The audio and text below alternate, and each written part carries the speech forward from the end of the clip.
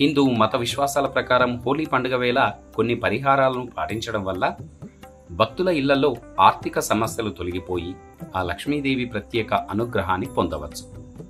ఆ విశేషాలేంటో ఇప్పుడు తెలుసుకుందాం.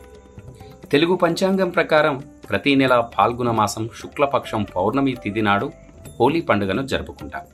ఈ నేపథ్యంలో ఈసారి మార్చి 14వ తేదీన శుక్రవారం నాడు హోలీ పండుగ వచ్చింది.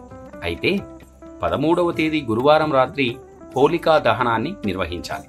ఇలా చేయడం వల్ల ప్రతికూల శక్తులన్నీ తొలగిపోతాయని నమ్మాలి. హిందూ పురాణాల ప్రకారం హోలీ పండుగను చెడుపై మంచి సాధించిన విజయంగా పరిగణించాలి. హోలీ పండుగ వేళ చేసే పూజలు, జపించే మంత్రాల వల్ల ఆ ఏడాది పొడవునా ప్రభావవంతంగా ఉంటుందని నమ్మాలి.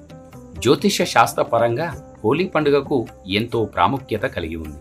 ఈ పవిత్రమైన వేళ కొన్ని పరిహారాలు పాటించడం, మంత్రాలను పఠించడం వల్ల ఆ లక్ష్మీదేవి ఆశీస్సులు లభించి డబ్బుకు సంబంధించిన సమస్యలన్నీ కూడా తొలగిపోతాయని చాలామంది భక్తులు నమ్మాలి.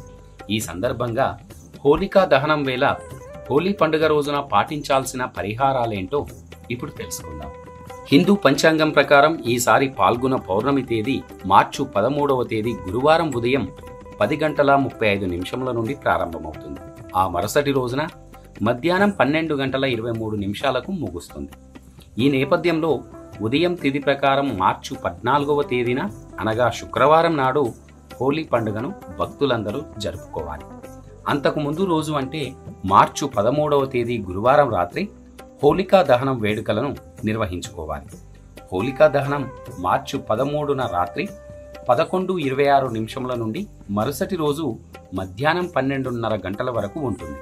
తమలపాకులు ఆ లక్ష్మీదేవికి ఎంతో ప్రీతికరమైనవి.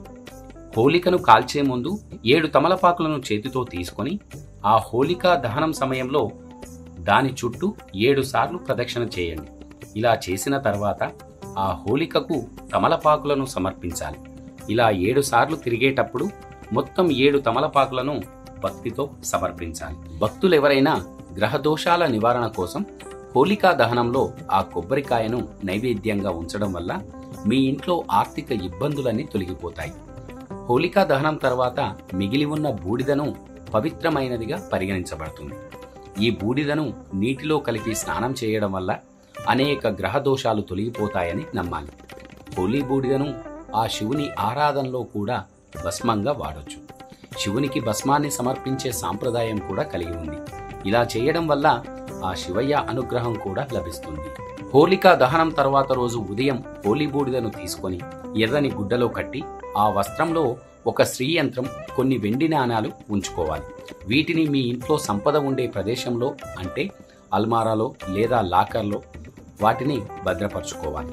ఇలా చేయడం వల్ల మీ ఉద్యోగం, వ్యాపారంలో పురోగతి లభిస్తుంది. మీ సంపద పెరుగుతుంది. అదేవిధంగా హోలీ పండుగ రోజున ఆ చంద్రుడికి ప్రత్యేకంగా పూజలు జరుపుకోవాలి. లక్ష్మీదేవి అనుగ్రహం కోసం హోలీ పండుగ రోజున అనగా పౌర్ణమి రాత్రి వేళ ఆ లక్ష్మీదేవిని ప్రసన్నం చేసుకునేందుకు కుంకుమ పువ్వుతో నైవేద్యం తయారు చేసి ఆ లక్ష్మీదేవికి భక్తితో సమర్పించాలి. మరుసటి రోజు ఉదయం స్నానం చేసిన తర్వాత మీ ఇంట్లో అందరికీ ఆ ప్రసాదాన్ని పంచాలి. ఒక భాగాన్ని కుటుంబ సభ్యులకు పంచిన తర్వాత మరో భాగాన్ని అవసరమైన వారికి దానం చేయాలి. హోలీ నుంచి ప్రతి శుక్రవారం ఇలా చేయడం వల్ల మీ ఇంట్లో సంపద స్థిరంగా ఉంటుంది. లక్ష్మీదేవి కూడా సంతోషిస్తుంది. ఎవరైతే ఈ హోలీ రోజున ఈ రకంగా పూజలు జరుపుకుంటారో వారింట్లో సిరుల తల్లి ఆ శ్రీలక్ష్మీదేవి తప్పకుండా కొలువై ఉంటుంది. ఓం శ్రీమాత్రై నమః.